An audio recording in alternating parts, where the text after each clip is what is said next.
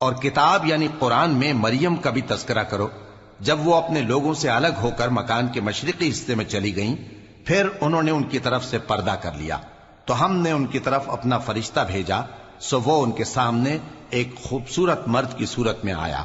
مریم بولی کہ اگر تم پرہیزگار ہو تو میں تم سے بچنے کے لیے رحمان کی پناہ لیتی ہوں۔ فرشتے نے کہا کہ میں تو تمہارے پروردگار کا بھیجا ہوا یعنی فرشتہ ہوں، اور اس لیے آیا ہوں کہ تمہیں پاکیزہ لڑکا بخشوں۔ مریم نے کہا کہ میرے ہاں لڑکا کیوں کر ہوگا، جبکہ مجھے کسی مرد نے بطور شوہر چھوا تک نہیں، اور میں بدکار بھی نہیں ہوں۔ فرشتے نے کہا کہ یوں ہی ہوگا، تمہارے پروردگار نے فرمایا کہ یہ مجھے آسان ہے، اور میں اسے اسی طریق پر پیدا کروں گا تاکہ اس کو ہم لوگوں کے لیے اپنی طرف سے نشانی اور ذریعہ رحمت بنائیں، اور یہ کام مقرر ہو چکا ہے۔ چنانچہ وہ اس بچے کے ساتھ حاملہ ہو گئیں اور اسے لے کر ایک دور جگہ چلی گئیں۔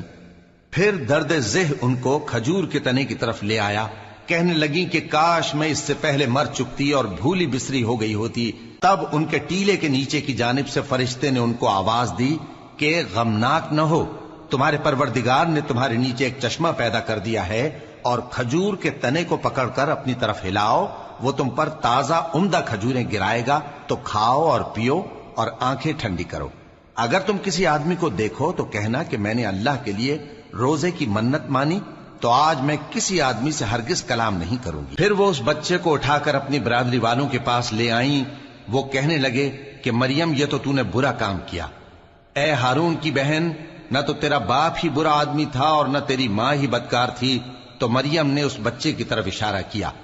وہ بولے کہ ہم اس سے کہ گود کا بچہ ہے کیسے بات کریں؟ بچے نے کہا کہ میں اللہ کا بندہ ہوں، اس نے مجھے کتاب دی ہے اور نبی بنایا ہے، اور میں جہاں ہوں اور جس حال میں ہوں اس نے مجھے صاحب برکت بنایا ہے، اور جب تک زندہ ہوں مجھ کو نماز اور زکوٰۃ کا ارشاد فرمایا ہے، اور مجھے اپنی ماں کے ساتھ نیک سلوک کرنے والا بنایا ہے اور سرکش و بدبخت نہیں بنایا، اور جس دن میں پیدا ہوا اور جس دن مروں گا اور جس دن زندہ کر کے اٹھایا جاؤں گا مجھ پر سلام ہے۔ یہ مریم کے بیٹے عیسیٰ ہیں، اور یہ سچی بات ہے جس میں لوگ شک کرتے ہیں۔